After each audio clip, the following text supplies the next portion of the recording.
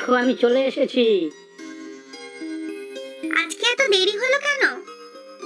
হাতে এত বড় থলি, কি আছে এতে? সেটাই তো, কি আছে বলো তো? এনাদের জন্যই তো এত দেরি হলো। সে তুমিই জানো, কিছু না কিছু তো তুমি আনবেই। বালতিতে জল আছে, কুয়োতলায় ভালো করে হাত পা ধুয়ে নাও। চাকরি সূত্রে তো শহরে একাই থাকতে হয়। সেই সোমবার ভোরে যাই আর শুক্রবার ফিরতে ফিরতে রাত। তুমি আর খোকন বাড়িতেই থাকো, তাই আসার সময় ভাবি ভালো কিছু নিয়ে যেতে। খুলে দেখোই না একবার কি আছে। ও মা, এই যে ইলিশ মাছ, কত বড় বড়! কিন্তু এতগুলো এনেছো কেন? কে খাবে এত? দেখে ভারী পছন্দ হয়ে গেল, আর বেশি করে নিলাম বলে দামটাও একটু কম নিল। তা বলে এতগুলো? একটা দেবো দিদির বাসায়, জামাইবাবুর ইলিশ মাছ অন্তপ্রাণ। আর একটা ভাইকে, ভাইপো আবার ইলিশ ভালো খায়। আর একটা তোমার বাপের বাড়িতে, দেখবে জামাইয়ের নামে কত ধন্যি ধন্যি হয়। বুঝেছি, রোজগার যা করছো সব খেয়ে আর খাইয়ে উড়িয়ে দেবে। তা ঠিক, কিন্তু খারাপ কাজে তো খরচা করছি না। ভগবানের ইচ্ছায় বেসরকারি হলেও কোম্পানি মাইনেটা তো ভালোই দেয়। 3 জন লোক আমরা সংসারে, পৈতৃক বাড়ি, ভাইও থাকে শহরে। কোম্পানি ভালো, তবে থাকতে তো হচ্ছে তোমাকে একা একা শহরে, ভাড়া বাড়িতে। এদিকে আমরাও একা। দেখো গিয়ে গ্রামের অন্যদের, সবাই ঘরের খেয়েই কাজকর্ম করছে। আমার দাদাও দেখো গ্রামে থেকেই কত বড় ব্যবসা। সে দেখো, সবার কাছ তো একরকম নয়। এই চাকরি করেই তো বাবার সমস্ত ধার দেনা শোধ করেছি নাকি, দিদির বিয়ে দিয়েছি, আর এখন খোকনের পড়াশুনো, খরচ কি কম? সে তুমি যতই অফিস করো, ওই চাকরি না থাকলে কি আর এমন হতো? বন্ধু বান্ধব আত্মীয় স্বজন সবাই তো পিছনে হাসাহাসি করে তোমার অফিসের প্রতি ভক্তি রেখে। চাকরি না থাকলে কি হবে বোঝো? কে দেখবে তোমাদের? না, আমার অত বুঝে কাজ নেই, তবে বিপদে পড়লে দেখার লোক অনেক আছে। আচ্ছা আচ্ছা, এবারে ঘরে চলো, খাবার দাবার কি আছে দাও। সকালে দুধওয়ালা এসেছিল, আজ থেকে 1 লিটার দুধ বেশি দিতে বললাম। খোকনটা দুধ খেতে খুব ভালোবাসে। সে ভালো করেছো।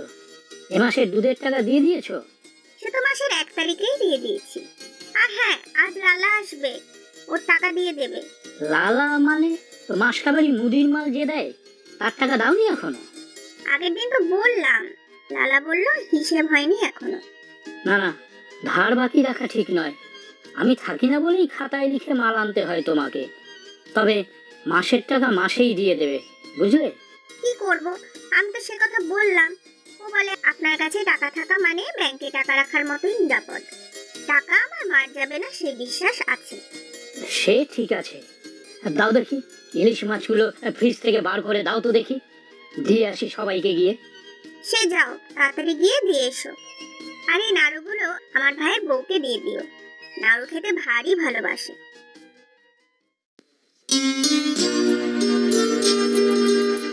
আজকে এত তাড়াতাড়ি ফিরে এলে? এই এমনি। যাও, কুয়োতলে আগে হাত পা ধুয়ে নাও। ওমা, আজ হাত খালি কেন? আনোনি কিছু? না, ইচ্ছা করলো না। কেন, কি হয়েছে বলো তো? তোমাকে কেমন কেমন লাগছে? চাকরিটা নেই, বুঝলে? কি বলো, চাকরি নেই মানে? ছাঁটাই করে দিয়েছে। বয়স্ক লোকদের আর দরকার নেই। কি বলছো? এতদিনের চাকরি একদিনে ছাঁটাই করে দিল? লকডাউন চলছে, জানি না সংসার চলবে কি করে এখন। সংসার ঠিক চলবে, জানাশোনা কত আছে আমাদের, ব্যবস্থা ঠিক হয়ে যাবে। জানি না, দেখি কি হয়। বুঝলে, দুধওয়ালা লালাকে বলে দিলাম চাকরি যাবার কথা। মালপত্র যেরকম যা দেয় তাই দিতে বললাম। ও নিয়ে চিন্তা নেই, পরের মাসে প্রথমে টাকা দিলেই হবে। কাজ নেই তো ল্যাপটপ নিয়ে কি করছো?